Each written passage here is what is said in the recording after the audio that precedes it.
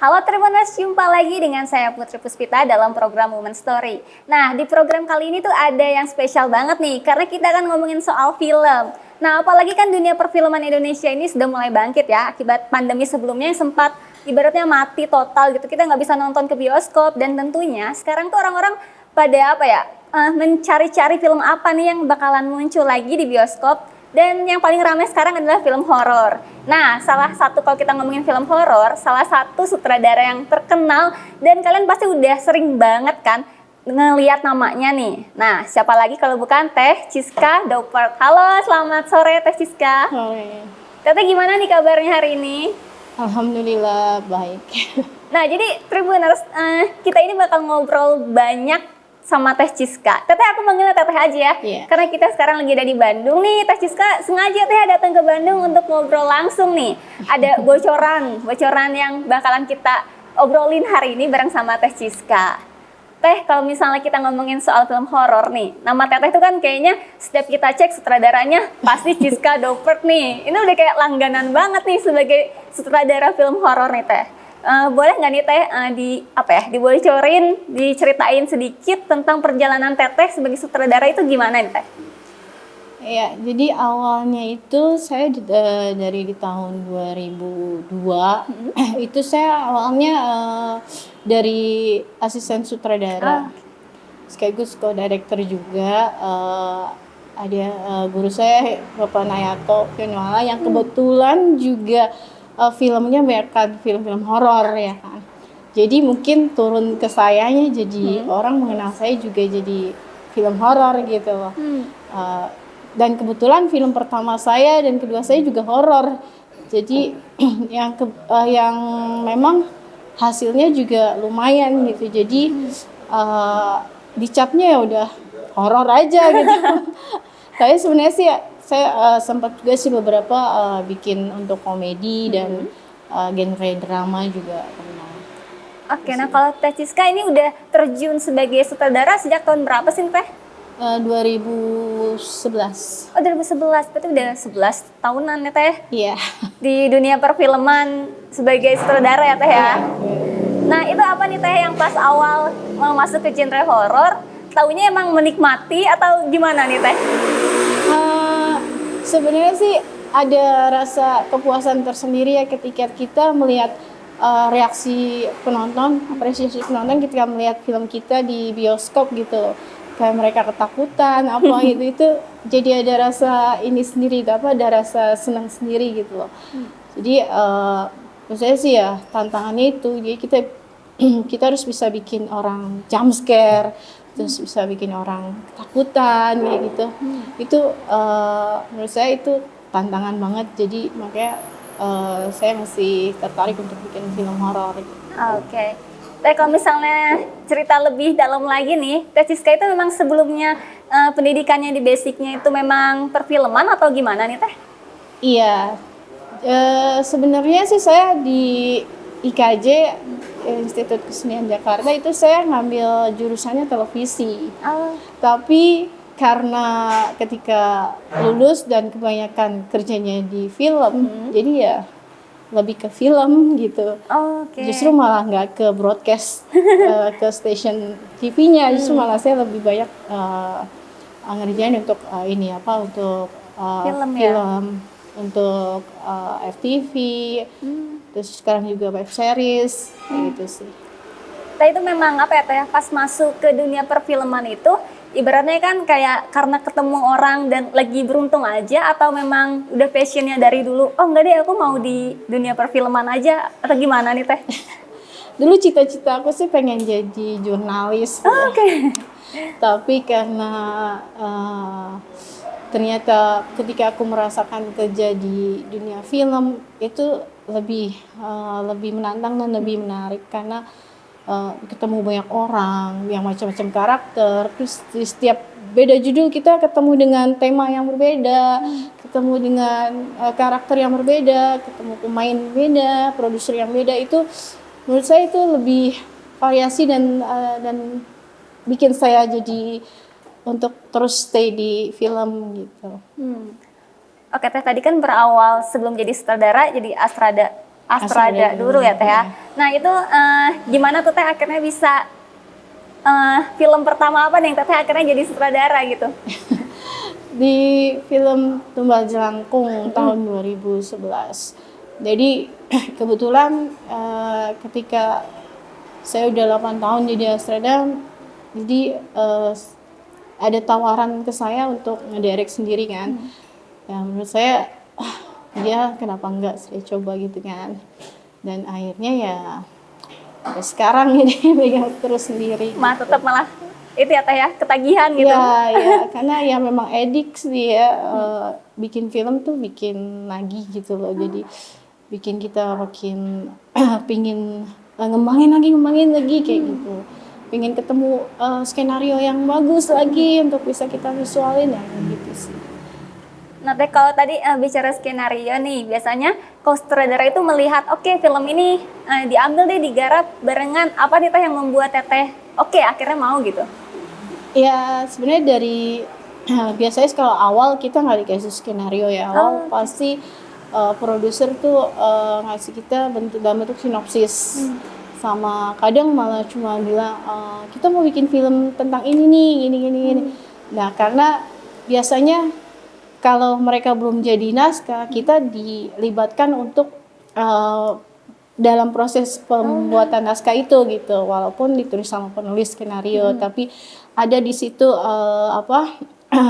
kreativitas kita sebagai director untuk ide-ide apa nih yang bisa kita masukin di skenario gitu, seperti itu sih. Jadi kadang saya lihat lihat sinopsisnya udah menarik, oke, saya ambil gitu. Tapi pernah nggak Teh nolak pas lihat skenario-nya, enggak deh kayaknya nggak masuk nih sama aku, pernah gitu nggak sih Teh? Pernah sih, tapi rata-rata sih aku suka gitu. Cuman adalah beberapa gitu. Teh, kalau bicara soal dunia perfilman kan biasanya suka menyita waktu yang sangat banyak nih Teh, dan kayaknya capek banget harus syuting dari pagi sampai pagi lagi. Nah, kenapa Teteh malah seneng gitu kerja yang seperti itu? Karena kalau kita lagi sibuk di lokasi gitu ya, kadang kita nggak ini waktu gitu, nggak kerasa waktu, tahu-tahu udah malam, tahu-tahu udah pagi gitu. Karena memang kita fokus kan kerjanya ya kan, seperti itu sih. Dan memang ketika kita berkarya tuh kayaknya semua pikiran sama fisik kita tuh lagi ada di situ gitu loh. Jadi nggak kerasa, jadi enjoy aja gitu loh. Nah, kalau misalnya jadi sutradara nih Teh, biasanya kan Teteh ketemu banyak artis baru, terus ada yang udah senior, terus juga harus ada yang baru-baru nih, yang harus artis baru. Nah, tantangannya boleh ceritain nggak Teh, apa tuh yang biasanya kalau sutradara tuh kan galak tuh ibaratnya. Nah, kalau Teteh gimana nih? Kalau aku sih apalagi sama pemain baru ya, aku sih nggak mau nge-push mereka dengan cara galak atau terlalu tegas, karena semakin kita push mereka akan semakin nervous dan nggak bisa gitu. Jadi pasti kita akan pendekatannya lebih ke ini gitu, lebih ke lebih ke baik lah maksudnya. Jadi udah santai aja ya, nggak usah terlalu dipaksain gitu. Oke, karena kalau untuk movie sih biasanya kan kita ada proses reading ya. Jadi sebenarnya sih nggak kesulitan itu sih akan berkurang ketika di proses reading dan coaching itu. Jadi udah ketahuan lah pemainnya bisa main atau enggak saat itu gitu. Berarti seleksi duluan ya Teh? Iya, cuma mungkin pas saat kita berhubungan sama pemain yang cuma main 1 scene, 2 scene, kadang kan mereka nggak ikut proses itu kan, proses reading itu. Jadi kadang-kadang ya kayak beli kucing dalam karung, ternyata yang datang nggak bisa main ya kan. Sedangkan dia harus 1 frame sama pemeran utama kita yang udah bisa main gitu ya. Itu tuh pasti banyak makan waktu ya kan. Dan kadang bisa merubah moodnya si pemeran utama juga ya kan. Yang tadinya dia udah siap deh, karena lawan mainnya salah terus, jadi dia ikut-ikutan salah kadang-kadang kayak gitu kan, kayak nular gitu, kayak bad influence. Tapi jadi makanya kalau aku sih ya lebih ke nggak aku galakin sih, karena kalau semakin aku push dia akan semakin nggak bisa gitu. Oke. Nah, Teh, kalau bicara soal sutradara nih, kalau beberapa kali aku kalau interview aktor gitu ya, selalu bilangnya ikutin arahan sutradara aja, yang penting selalu kayak gitu tuh Teh. Berarti kan di balik kesuksesan acting mereka ternyata ada sosok sutradara nih di baliknya. Gimana tuh Teh?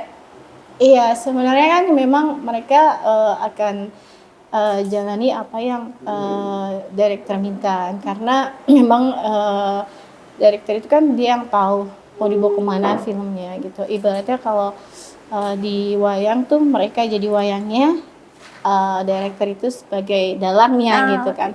Jadi ya karena kadang pemikiran director itu out of the box dari skenario. Kadang dia udah berpikir sendiri, oke, setelah ini akan dibuat seperti ini gitu. Kadang itu nggak tertulis di skrip gitu loh. Makanya karena aktornya atau aktrisnya itu pasti akan tanya, ini kenapa mesti begini? Ya karena nanti setelah ininya aku mau bikin kayak gini. Oh gitu, ya udah. Jadi mereka ngikut gitu. Oke, berarti si aktor ini sebenarnya ketika proses syuting juga sutradara yang mengarahkan kalau misalnya kurang ekspresif atau apalagi kalau film horor kan ekspresi takutnya harus dapat banget nih Teh. Nah gimana tuh Teh kayak cara ngarahinnya? Iya, kadang aku kayak ngeprank gitu sih ke mereka. Mereka nggak tahu nih akan ada apa. Tiba-tiba aku adain, jadi mereka benar-benar kaget karena mereka nggak tahu gitu. Itu sih kadang-kadang aku suka jahil, aku lakuin gitu. Terus ya itu dia tadi, kalau susahnya film horor kan ketika mereka meng-create rasa takut di saat nggak ada apa-apa gitu loh. Maksudnya dia tahu itu bukan hantu, dia juga tahu itu nggak ada gitu. Dan kadang kita nggak pakai hantu, nggak pakai, tapi mereka harus takut. Itu kan yang susah. Karena kan mereka harus ya itu menciptakan suasananya sendiri, menciptakan moodnya sendiri, kayak gitu sih.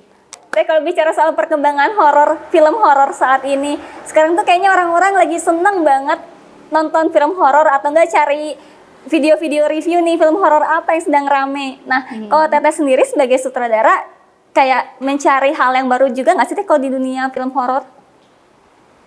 Itu udah pasti sih harusnya ya, karena kan kita juga mengikuti tren yang sedang ada gitu loh. Pasarnya lagi suka apa ya, kadang kita ngikutin pasar juga. Walaupun pasti kita masukin sisi-sisi idealis kita di situ gitu. Itu sih, dan memang di kita tuh film horor punya pasar sendiri gitu, punya penggemar sendiri yang mereka tuh setia untuk nonton film horor gitu. Jadi untuk saat ini sih memang film horor masih banyak digemari sih. Gitu. Nah, Tribuners bicara soal film horor juga Teh Siska lagi menggarap film terbaru ya Teh ya. Film horor terbarunya Teh Siska. Boleh nggak dikasih tahu nih sama Tribuners film apa nih Teh yang bakalan tayang di tahun ini? Kalau yang udah pasti tahun ini tayang sih, insya Allah itu ada Tulah 613 ya. Ini ceritanya lebih ke psycho thriller horror sih. Karena di situ horornya ini bukan yang horor yang penampakan setan-setanan gitu sih sebenarnya, tapi lebih main ke psikologi dan thrillernya gitu loh. Karena di sini lebih mainin kita untuk berpikir sih, ini kenapa begini sih, nih sebenarnya ada apa sih ini, nanti itu semua akan kita reveal di endingnya gitu loh. Endingnya itu akan dijelasin semuanya, dan mereka ketika nonton, oh maksudnya itu gitu. Akan terjawab di ending filmnya berarti ya. Jadi harus nonton sampai habis makanya biar tahu gitu. Ya Teh, apalagi kan sekarang ya kalau misalnya lihat media sosial tuh orang-orang tuh yang bikin kita penasaran tuh karena udah ada cerita di awalnya, ada teka-tekinya gitu. Ini kenapa bisa kayak gini? Itu tuh malah bikin jadi penasaran ya Teh ya. Ya, harus ada twistnya memang untuk bikin mereka terikat untuk terus nonton. Nah, ini juga film Tulah 613 ini sebuah hal yang baru ya Teh ya, karena kayak mix genre gitu Teh. Iya. Jadi ya mudah-mudahan sih ini bisa diterima, dan karena ini termasuk maksudnya eksperimen kita ya. Jadi mudah-mudahan sih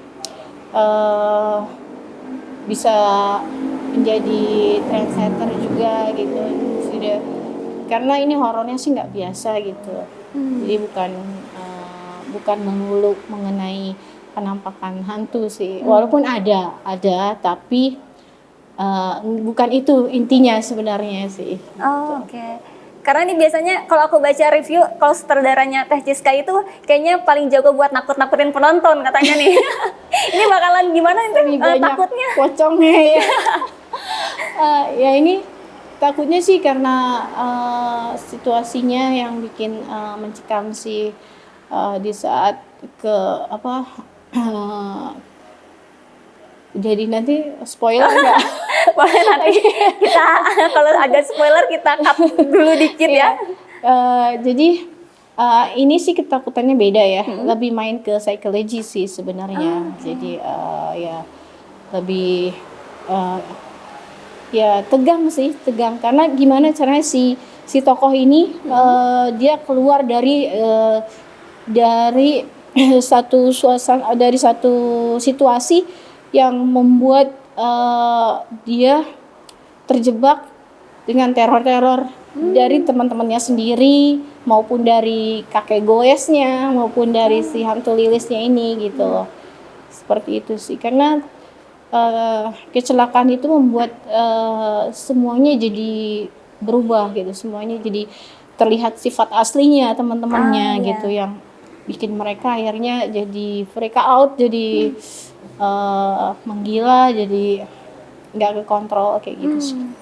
Ini juga menarik Teh bicara soal kayak ada film masukin psikologisnya gitu ya Teh ya. Iya. Apalagi orang-orang sekarang kan udah aware sama mental health nih. Iya. Nah terus Teteh kayak harus membangun si pemainnya, kayak kamu misalnya ada yang penyakit apa aja nih Teh yang dimasukin di film ini? Ada masalah, kok aku jadi lupa ya. Kayak si salah satu tokohnya tuh ada ya, dia kena anxiety gitu. Oh, iya. Terus juga ada yang kayak paranoid kayak gitu sih. Jadi karena traumanya semasa kecil bikin dia jadi berhalusinasi, bikin dia jadi paranoid lah seperti itu. Nah itu cara Teteh ikut observasi dulu nggak sih, mencari tahu Ya, kayak gimana dari gitu? pembuatan naskah pun udah kita observasi gitu. Jadi apa aja sih yang mereka lakuin biasanya kalau lagi kambuh, ya kan?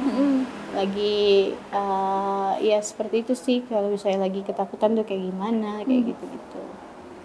Wah ini jadi kayak penasaran banget ya filmnya bakal kayak gimana, karena kita taunya horor tuh ada penampakan nih yang bikin takut gitu, jump scare ini Ya, Teh. itu dia. Teh kalau misalnya kita bicara soal film horor, biasanya suka ada cerita-cerita di baliknya tuh Teh. Ada kejadian-kejadian yang serem-serem gitu nggak sih Teh? Kalau kejadian serem sih sebenarnya suka ada gitu, tapi karena kita tuh fokus ke kerjaan gitu maksudnya. Jadi kadang-kadang yang kayak gitu itu Diabaikan aja. gitu, diabaikan aja gitu. Karena kan lokasi kita juga lumayan serem ya kan. Di hutan-hutan mainnya gitu tiap ini dari pagi sampai malam kita di hutan. Dan itu tuh ya kadang diketawain, kadang ada yang apa gitu, ada yang selewat gitu. Tapi ya karena ini, aduh jangan ganggu dong, lagi kerja nih gitu kan. Ajak ngobrol aja ya Teh. Kayak gitu sih. Tapi karena kita rame-rame, jadi nggak terlalu Dipikirin banget dipikirin gitu. banget, karena kita udah sibuk sendiri gitu sih. Ini bagus nih, kerja banget, fokus kerja ya Teh ya. Nah ini kan 11 tahun dan kebanyakan film horor juga nih Teh. Tapi Teteh tuh memang seneng banget sama film horor, ngikutin film horor semua, atau emang suka banget nih dunia horor? Gimana nih Teh? Aku sih sebenarnya suka nonton film horor, tapi yang nggak serem-serem banget. Karena aku juga penakut, jadi aku nonton film horor tuh masih suka Oh gitu, gimana nih? mata juga gitu loh. Apalagi kalau soundnya itu yang udah yang ganggu banget ya. Kayak gitu sih. Makanya pasti formulanya itu ya sound effect ya kan. yang untuk bikin jump scare kayak gitu sih. Oke. Teh kalau boleh dong Teh ceritain, kasih spoiler dikit gitu, film Tulah 613 tuh bedanya apa sih yang membedakan sama film-film horor yang pernah Teteh garap sebelumnya? Ini horornya lebih serius ya. Ya kayak saya bilang tadi, ini paket lengkap lah. Dia ada thrillernya, ada horornya, ada psikologinya juga, dan ada romansnya juga. Itu walaupun romansnya digarap dalam bentuk hal yang nggak biasa gitu, karena film ini kan kejadiannya dalam satu hari gitu. Gimana caranya kita tuh nunjukin ada ketertarikan di antara satu karakter dengan karakter lainnya kayak gitu kan. Terus juga ternyata malah karakter ini yang suka banget, malah yang ini suka main ini kayak gitu. Jadi dalam satu hari itu gimana caranya kita bisa nunjukin itu semua gitu loh. Ada rasa benci si A dengan si B, dan ya itu harus kita tuangin semua di dalam kejadian satu hari itu gitu. Oke. Berarti dalam satu hari ini yang nonton bakalan full seharian tegang terus bawaannya ya Teh ya? Iya. Roller coaster biasanya nih kalau nonton film horor. Dan ini film horor yang pertama buat aku yang lebih banyak main di siang hari sebenarnya. Karena biasanya horor itu kan malam terus nggak beres-beres malam ya biasanya. Banyak malamnya daripada siangnya, tapi yang ini justru malah terbalik. Kita bikin gimana caranya itu jadi tegang, creepy, serem tapi di siang hari gitu. Oke. Jadi ini biasanya kalau siang-siang ada matahari bisa bernafas lega, tapi kalau film Tulah 613 enggak. Kalian meskipun siang hari tetap tegang ya Teh bawaannya. Iya, itu sih. Kenapa nih gabung akhirnya sama Hearts Production ini? Ya, karena uniknya namanya udah Hearts ya kan. Jadi bawa perempuan ya. Jadi aku ngerasa ini nih karena aku juga perempuan, jadi mungkin kita bisa berkolaborasi dengan baik. Terus juga aku juga suka dengan ceritanya, karena ketika aku baca sinopsisnya aku langsung kebayang mau dibuat seperti apa, dan ceritanya tuh unik banget gitu, menarik. Oke. Teh kalau selama proses syuting itu kayak kerja sama antara produser dan sutradara, itu gimana sih Teh cara membangun chemistry-nya? Apalagi kan pasti ada egonya masing-masing nih.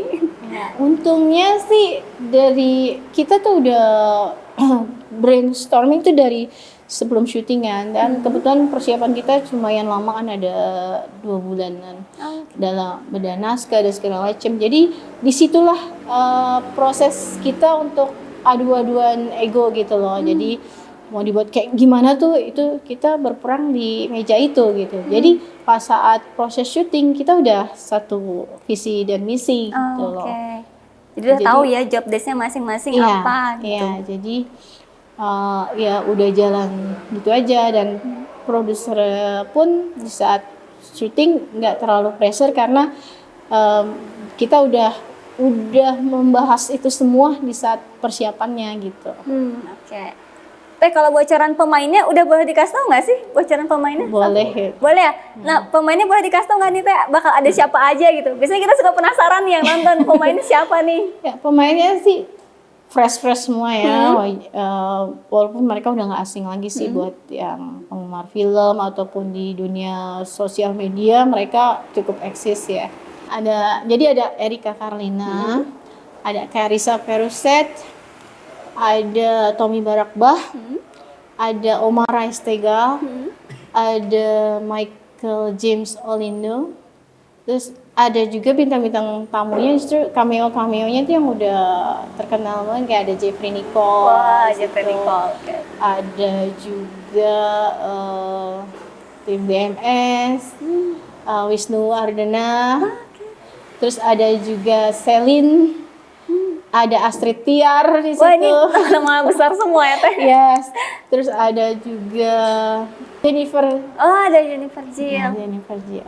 Oke, ini kayaknya pemainnya bagus-bagus semua, filmnya menegangkan. Ini jadi penasaran banget nih Teh, nggak sabar nih untuk nonton film Tulah 613 ya Teh ya. Iya, semoga.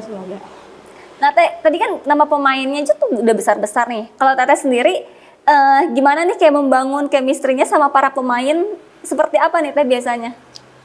Ya, kita kebetulan kan di saat proses reading itu sih sebenarnya aku kan ikutin sampai A sampai Z-nya ya Oke. prosesnya. Jadi di saat itulah proses kita mengenal satu sama lain gitu dan sesama pemain juga mereka juga jadi bonding kita semua. Jadi udah di saat syuting kita udah nggak ada tembok lagi gitu loh. Jadi udah saya juga jadi enak minta mereka untuk melakukan adegan ini gitu dan mereka juga ada ide apa sampaikan ke saya jadi nggak ada jarak gitu.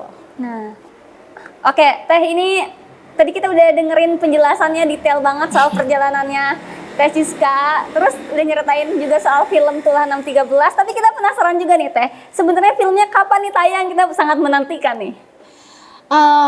Tanggal pastinya aku masih nunggu juga tanggal berapa, tapi insya Allah sih di bulan Oktober atau November.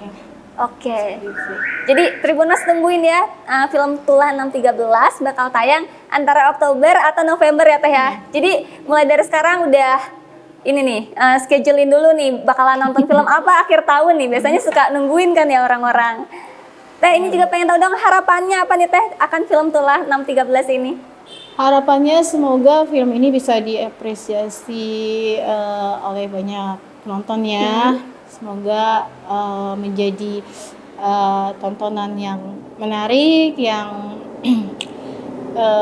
baru, yang fresh. Jadi insya Allah bisa jadi trendsetter gitu. Oke, amin. Semoga sukses terus ya Teh ya filmnya. Tapi aku juga penasaran nih Teh, pertanyaan terakhir kali ya.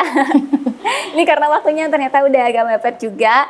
Boleh dong Teh, kenapa sih kalau dari Teh Ciska sendiri sebagai perempuan tapi tetap berkarya terus nih Teh, ada tanggapan nggak nih Teh buat Teteh? Ya, perempuan itu memang nggak lemah, tapi dengan kelemahannya itu dia bisa gunain buat sesuatu yang ini gitu, yang bagus gitu loh, dan juga jadi perempuan itu memang mesti harus kreatif ya. Jadi berkarya itu sebenarnya sih nggak mengenal gender sebenarnya. Kalau mau berkarya ya jadi perempuan yang kreatif itu lebih bagus gitu. Jadi nggak cuma bukannya berarti ibu rumah tangga itu nggak bagus ya. Itu justru malah pekerjaan yang mulia gitu. Dan aku pun kalau nggak syuting aku ngerjain pekerjaan rumah tangga juga gitu di rumah. Ya kayak gitu sih. Jadi sebenarnya multitasking tuh perempuan ya. Dia tergantung kebutuhan. Di saat di rumah dia memang harus berperan sebagai ibu rumah tangga, tapi di saat di tempat kerjanya dia harus bersikap profesional sesuai profesinya, seperti itu sih. Dan itu bisa mengurangi stres juga sebenarnya. Ya Teh jadi mau explore lebih dalam ya Teh ya, kita bisa apa gitu. Iya, seperti itu sih. Oke, ini seru banget nih ngobrolin banyak hal sama Teh Ciska, mulai dari pekerjaannya, hasil karya-karyanya yang udah banyak banget. Kalian bisa cek sendiri di Google. Kalau misalnya cek nama Teh Ciska pasti banyak banget ya nama film-film bermunculan nih hasil karyanya Teh Ciska. Nah, Teh Ciska, boleh dong promoin film Tulah 613-nya sama Tribuners nih Teh? Oke. Buat kamu penggemar film horor, film Indonesia, jangan lupa nonton film 613 di bioskop-bioskop kesayangan kamu. Dijamin filmnya bagus dan bikin kalian surprise deh, karena banyak twist-twistnya di sana. Oke, Tribuners, demikian Woman Story hari ini. Jangan lupa untuk tonton ya film Tulah 613 dan sampai ketemu lagi di program selanjutnya. Bye!